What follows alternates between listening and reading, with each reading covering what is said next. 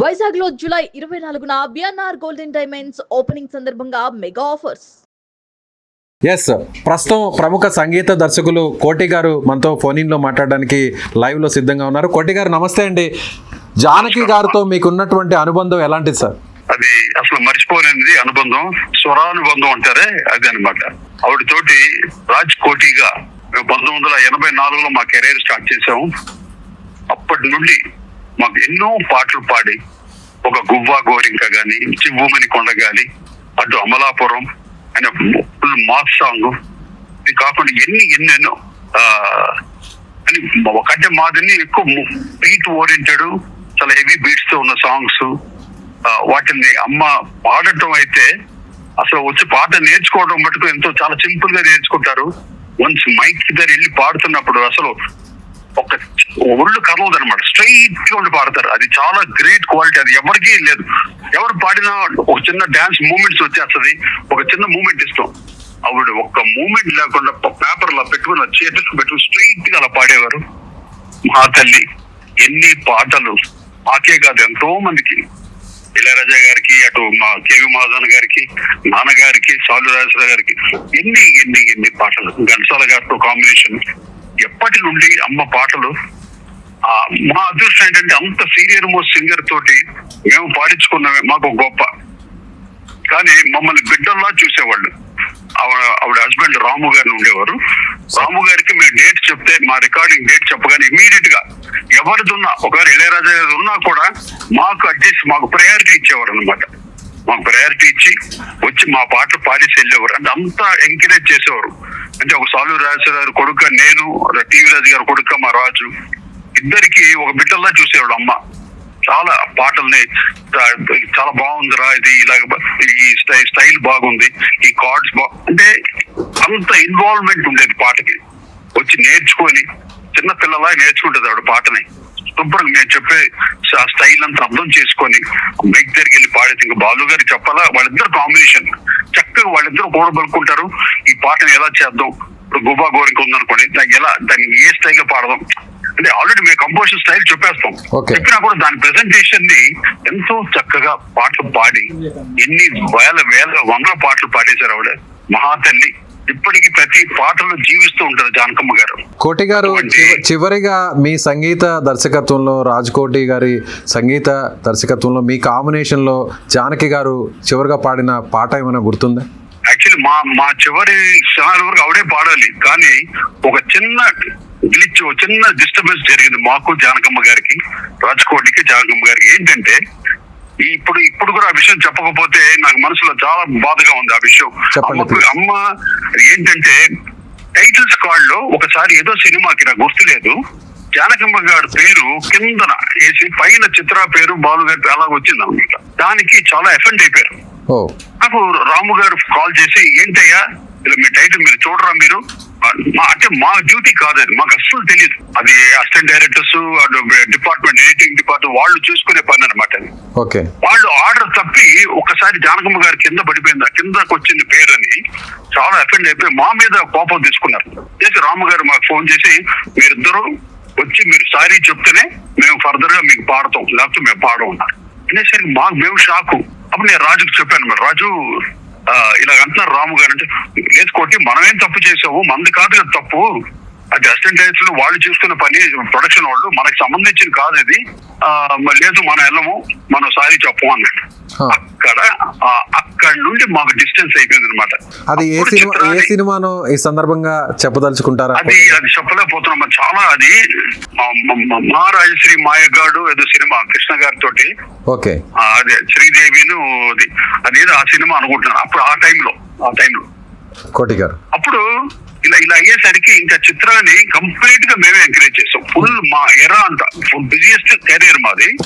ఆ ఎరాలో ప్రతి పాట చిత్రాలతో పాడించడం ఎందుకు జరిగిందంటే, జానకమ్మ గారు మాకు డిస్టెన్స్ అయిపోయారు. ఆ బాధ నాకు ఇప్పటి వరకు, మొన్నటి వరకు, ఈ రోజు వరకు ఆ బాధ ఉంది. అందువల్ల ఎప్పుడైనా ఆ తర్వాత జానకి గారు తారసపడ్డారా? ఎప్పుడైనా మీతో మాట్లాడడం జరిగిందా? చివరిసారిగా ఎప్పుడు మీతో మాట్లాడడం జరిగింది కోటి గారు? ఒక్కసారి మాట ఏదో ఫంక్షన్ లో కలిసామండి. కలిసినప్పుడు చాలా చక్కగా పిలిచి మాట ఏరా ఎలాగున్నారు ఏంటి నన్ను పాడించవా అని అడిగారు. అమ్మ అదేంటమ్మా అదే ఇంకా పాత గొడవలు తీయకుండా అదేంటమ్మా తప్పకుండా పాడించమ్మా అన్నట్టు ఇంకా ట్రెండ్స్ మారిపోయినాయి, వేరేలాగా అయిపోయింది. తర్వాత ఆవిడతో చాలా డిస్టెన్స్ అయిపోయింది మాకు. కోటి గారు, ఈ సందర్భంగా జానకి గారికి నివాళులు అర్పిస్తూ ఒక్క పాట మీ కాంబినేషన్ లో ఆమె పాడినటువంటి పాట కావచ్చు, లేదంటే ఇప్పటికీ మన ఇండస్ట్రీలో ఒక చిరస్థాయిగా నిలిచిపోయినటువంటి పాటలు అనేకం ఉన్నాయి, అందులో ఒక పాట మీరేమన్నా ఆలపించగలరు? చాలా ఇష్టమైంది గువ్వా గోరిక చివ్వుమని కొనగాలి, చాలా ఇష్టం నాకు. చివ్వుమని కొండగాలి కత్తిలా గుచ్చుతుంది తారరా తారరా తరిరారిరా నేనేనా తానన తారేనా తరనన చివ్వుమని కొండగాలి గువ్వ గోరింకతో ఆడిందిలే బొమ్మలాట నిండు తారరిరారా వాన జల్లు గిల్లుతుంటే ఎటగమ్మా సూపర్ అండి. అసలు మీరు పాడుతుంటే మాకు మా కళ్ళ ముందు ఆ గీతాలన్నీ కూడా వినిపిస్తున్నాయి, ఆ పాటలు కనిపిస్తున్నాయి మాకు కదా. అలాగా పాడేసి ఒక ముద్ర వేసేసిందండి అప్పుడే జానకమ్మ గారు, బాలు గారు ఒక ముద్ర వేసేసారు పాటలకి. అంటే ఈ పాటలు మీరు పాడినటువంటి ఈ పాటలు ఇంకా మన తరాలు, మా తరాలు, తర్వాత మన పిల్లలు వాళ్ళందరూ కూడా ఎవర్ గ్రీన్ గా నిలిచిపోతాయి ఈ పాటలు. నిజంగా 100 ఏళ్ళు 200 ఏళ్ళు దాటినా కూడా ఆ పాటలు అలాగే ఉండిపోతాయి. భలే చెప్పారు. ఆ నమ్మకమే నాకు. ఎందుకంటే ఎక్కడ ప్రోగ్రామ్స్ చేస్తూ ఉంటే ఈ పాటలు పాడుతుంటే ఎంత యూత్ కూడా ఈ జనరేషన్ కూడా ఎంతగానో ఆ పాటల్ని, ఎందుకంటే వాళ్ళంత పాడి ఒక మార్క్ పెట్టేశారు జానకమ్మ గారు, బాలు గారు. ఇందులో పాటలు దిగిపోయినాయి, లోపలికి బ్లడ్ లో దిగిపోయినాయి. నిజంగా ఆ తరానికి జానకి గారికి నేటి తరం గాయకులకు ఉన్నటువంటి ఆ తేడా ఏదైనా చెప్పగలరా? అంటే వాళ్ళలో చూసినటువంటి ఆ డిసిప్లైన్ కానీ, ఆ కెరీర్ మీద వాళ్ళకు ఉన్నటువంటి ఆ గ్రిప్ కానీ, రెస్పెక్ట్ కానీ, అలాగే నేటి తరం గాయకులు ఆ విషయాన్ని చెప్తే అసలు ఫస్ట్ బాలు గారు, జానకమ్మ గారు, సుశీల గారు, వీళ్ళు ముగ్గురు దేవతలు. ఎలాగంటే ప్రతి ఒక్కరు ఇప్పుడు అందరికీ వాళ్లే కావాలి. ఇప్పుడు ఇళయరాజా గారికి కావాలి, కే మాధవ్ గారు కావాలి, చక్రవర్తి గారికి కావాలి, ఇంకా వి కుమార్ గారు, అంటే ఎంతో మంది మ్యూజిక్ డైరెక్టర్స్ ఉన్నారు. అందరికీ జానకుమార్ కావాలి, బాలు కావాలి, సుశీలమ్మ కావాలి. కానీ అందరికీ డేట్స్ అడ్జస్ట్ చేసేవాళ్ళు, అదే గొప్పతనం. ఓకే, అది చిన్నపిల్లలు అదేంటి రాజ్కోటి అలాగేంటే మేము పాడేది ఎవరితో పాడించుకోండి, నెవర్ మాకు ప్రయారిటీ ఇచ్చి చిన్న పిల్లలు వాళ్ళు ఎంకరేజ్ చేయాలి అన్న ప్రయారిటీ ఇచ్చి మమ్మల్ని ఎంతగానో ఎంకరేజ్ చేశారు బాలు గారు కానీ, జానకమ్మ గారు, సుశీలమ్మ గారు. మీరేమన్నా కరెక్షన్ చెప్పినప్పుడు తీసుకునే వాళ్ళ జానకి గారు ఇవేంటి వీళ్ళు చిన్న పిల్లలు చెప్తున్నారు మనం ఏంటి? అదే నో చిన్న పిల్లలా నేర్చుకునేది పాట. బాలు గారు కూడా ట్యూన్ ని అంత చక్కగా, అంటే మేము పాడి రాజు నేను గిటార్తో ఉంటాను, రాజు పాడుతుంటాడు, నేను ఇద్దరు కలిసి పాడేవాళ్ళం.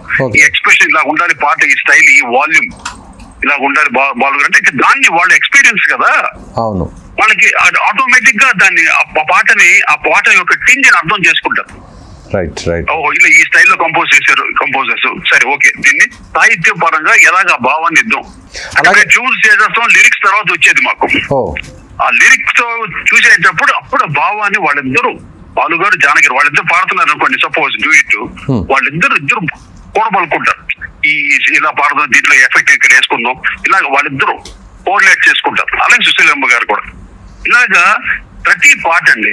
మా చక్రవర్తి గారి దగ్గర అయితే ఎన్ని పాటలు, జానకమ్మ మా గురువు గారి దగ్గర నేను గిటారిస్ట్ గా పనిచేసినప్పటి నుండి ఎన్ని పాటలు ఆవిడ చూసి ఎంత ఆకారం కూడా ఒక కళగా, ఎంతో మంచి దివ్యంగా ఉంటారు ఆవిడ. మా సుశీలమ్మ గారు కానీ, జానకమ్మ గారు కానీ.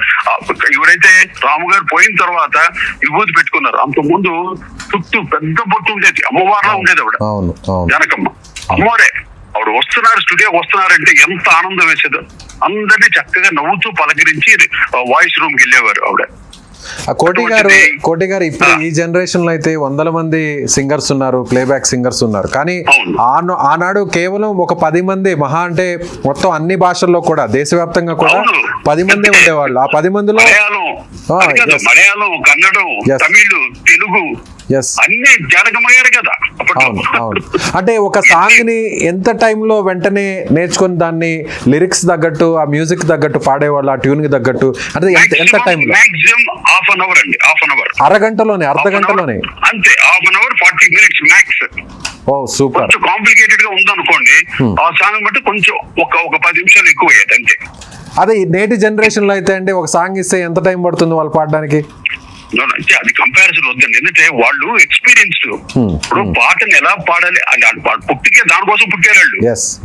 ఇప్పుడు వీళ్ళందరూ ఊరికే జస్ట్ ఏదో ఇంట్రెస్ట్ తోటి, ప్యాషన్ తోటి పాడమే కానీ డెడికేషన్ అనేది ఆవిడ దగ్గర ఉన్న డెడికేషన్ ఎవరికి రాదు. అది ఆ డిసిప్లిన్, టైమింగ్ డిసిప్లిన్, ఆ టైంకి ఇలా ఆన్ డాట్ స్టూడియోకి వచ్చేది. ఆవిడ ఒక టైం చెప్తే ఆ స్టూడియో టైంకి వచ్చేవారు.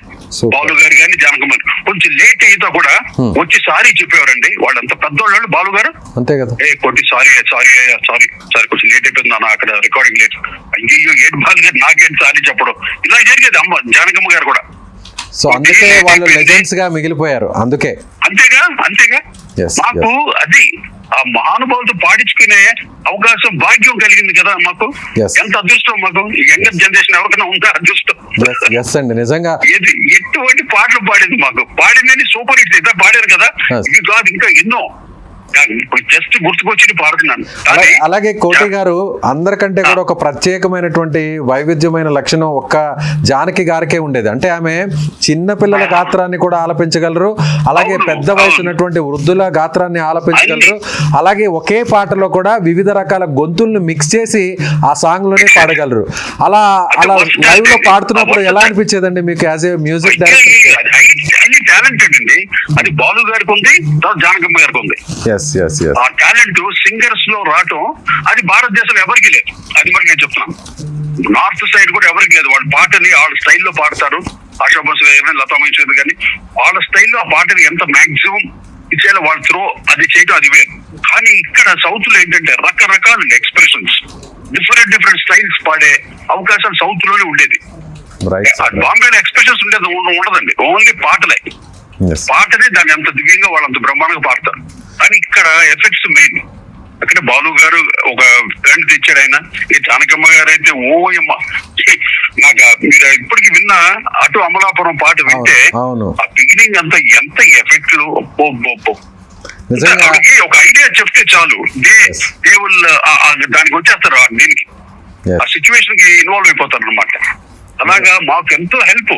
మేము కంపోజింగ్ చేసేస్తాం, కానీ అల్టిమేట్ గా వాళ్ళు పాడాలి కదా. అది కరెక్ట్ గా అర్థం చేసుకొని పాడి ఇన్ని పాటలు మాకు ఆవిడ గాత్రంతో మాకు ప్రాణం పోసిన మహాతల్లి ఈ రోజు సాక్షాత్ సరస్వతి దగ్గరికి వెళ్ళిపోయింది. అవునండి, నిజం కోటి గారు. అలాగే మన తెలుగు వ్యక్తిగా, తెలుగు గాయకురాలుగా ఇక్కడ పుట్టి, మన తెలుగు నేల మీద పుట్టి ఇవాళ దేశవ్యాప్తంగా ఇన్ని వేల పాటలు పాడి ఒక వైవిధ్యమైనటువంటి గొంతును కలిగినటువంటి ఆ మహాతల్లి నిజంగా ఒక తెలుగు జాతిలో పుట్టడం అనేది మనందరి అదృష్టం అనుకోవచ్చా? చాలా మన అదృష్టం అండి. కాకపోతే ఆ పాటలు అలకదు, గాయకులు పాడితేనే ఆ పాటకి ఒక వాల్యూ తెలుస్తుంది. ఆ పాట ఏంటిని అందరికి జనాలు తెలుస్తుంది. అర్థమైందా? ఇప్పుడు మేము కంపోజర్స్ స్వరపరచగలం, చేయగలం, కానీ పాటని పాడి జనాలు రీచ్ అవ్వాలంటే మంచి వాయిస్ ఉండాలి. ఆ వాయిస్ ఎవరికి ఉంది? ఒక జానకమ్మకు ఉంది, సుశీలమ్మకు ఉంది, మా బాలు గారు, అఫ్ కోర్స్ ఘంటసాల గారు. ఆ తరం అయిపోయింది ఘంటసాల గారు. మా జనరేషన్ నుండి చెప్తున్నాను. మాకు చక్రవర్తి గారి తర్వాత చక్రవర్తి గారి కానీ అన్ని పాటలు జానకమ్మ గారే.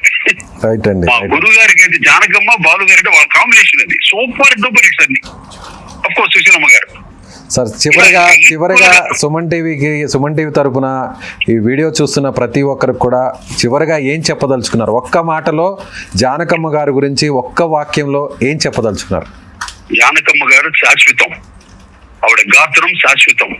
ప్రతి ఒక్కల హృదయాల్లో, ప్రతి ఒక్కల ఆత్మల్లో చిరస్థాయిగా ఉండిపోయే గాత్రం ఎస్ జానకమ్మ గారు. దీనికన్నా మించిన వార్త నేనేం చెప్పలేను అసలు. రైట్ అండి. థ్యాంక్ యూ మాతో పాటు లైవ్ కాల్లో జాయిన్ అయినందుకు కోటి గారు. నమస్తే అండి. నమస్తే, థ్యాంక్ యూ. సో ఇది ప్రముఖ సంగీత దర్శకులు కోటి గారు తన నిజంగా జానకమ్మ గారితో ఉన్నటువంటి అనుబంధం గురించి ఆయన మాట్లాడుతుంటే ఆ ప్రతి ఒక్క క్షణాలు, ఆ ప్రతి ఒక్క సన్నివేశం మనకు కళ్ళ ముందు మెదులుతుంది. ఆయన పాడుతున్నటువంటి పాటలు, ఆయన స్వరపరిచినటువంటి ఆ పాటల్ని సంగీత దర్శకుడిలో ఒకరిగా ఉన్నటువంటి రాజ్ కోటి కాంబినేషన్లో ఒకరైనటువంటి కోటి గారు ఆలపిస్తుంటేనే నిజంగా అదే గొంతుతో జానకమ్మ గారు పాడుతుంటే మన కళ్ళ ముందు ఆ గాత్రం, మన కళ్ళ ముందు ఆ పాటలు ఇప్పటికీ కూడా ప్రత్యక్షంగా మనకి కనిపిస్తున్నటువంటి పరిస్థితి. సో ఈ వీడియో చూస్తున్న వారు కోటి గారు చెప్తున్నటువంటి ప్రతి విషయాన్ని కూడా నిజంగా జానకమ్మ గారి ఔన్నత్యాన్ని, జానకమ్మ గారి గొప్పతనాన్ని, జానకమ్మ గారి వ్యక్తిత్వాన్ని, జానకమ్మ గారి నిజమైనటువంటి ఒక చిన్న పిల్లల మనస్తత్వాన్ని, ప్రతి విషయాన్ని కూడా మన కళ్ళ ముందు తీసుకొస్తుంది. మీరేమనుకుంటున్నారు? కోటి గారి అభిప్రాయంపై మీ కామెంట్ని, ఆమెకు పాడినటువంటి పాటలు, ఆమె ఆలపించినటువంటి పాటల్లో మీకు ఇష్టమైనటువంటి పాట ఏంటో కామెంట్ రూపంలో తెలియచేసి జానకమ్మ గారికి చివరిగా మీ వంతుగా నివాళులు అర్పించాలని సుమన్ టీవీ కోరుతుంది.